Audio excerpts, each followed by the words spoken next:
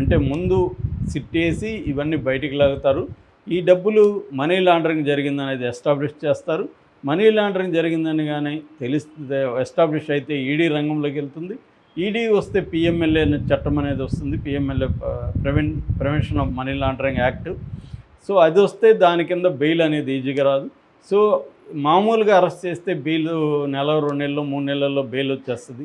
కానీ పిఎంఎల్ఏ చట్టం కింద అయితే మినిమం 1 ఇయర్ అయినా లోపలేయచ్చు. సో మినిమం 1 ఇయర్ వీళ్ళిద్దరిని లోపలేసి ఈ లోపల ఇంకొక కేసులు పెట్టి ఇంకొక కేసులో మళ్ళీ ఒక 1 ఇయర్ అలా 2-3 ఇయర్స్ జగన్ని, భారతిరెడ్డిని, ఆల్రెడీ మిగతా వాళ్ళందరినీ కూడా జైల్లో పెట్టే కార్యక్రమం జరిగింది. అంటే టాప్ వైసీపీ లీడర్ని ఇంక్లూడింగ్ జగన్ అండ్ భారతిరెడ్డి లోపలేస్తే, ఎందుకంటే భారతిరెడ్డి బయట ఉంటే జగన్ జైల్లో ఉన్నా కూడా భారతిరెడ్డి ద్వారా పార్టీని నడిపిస్తారు. కాబట్టి భారతిరెడ్డిని కూడా లిక్కర్ స్కామ్లో ఇరికిచ్చేస్తే సింపతి రాదు జనంలో లిక్కర్ కాబట్టి.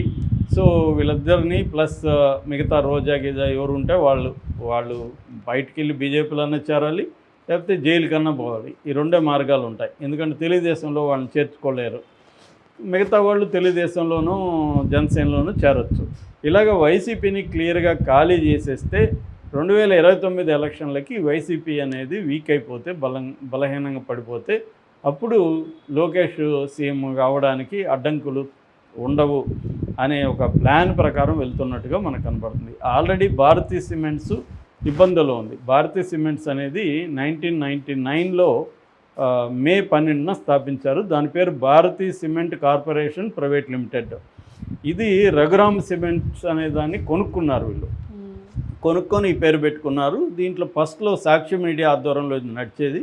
దాని తర్వాత 2010లో ఫ్రెంచి కంపెనీ ఎంటర్ అయింది.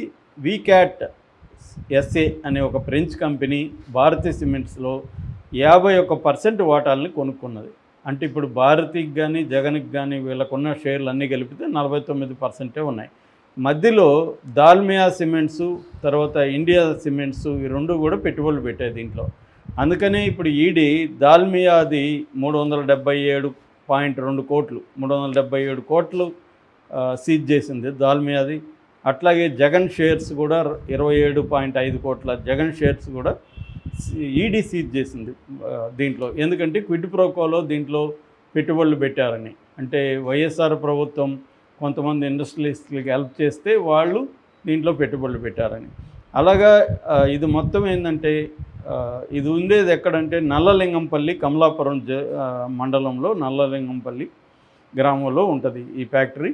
దాదాపు 5 MTPA అంటారు. MTPA అంటే million ton per annum. 5 million టన్నుల సిమెంట్ని సంవత్సరానికి ఇది ఉత్పత్తి చేస్తుంది.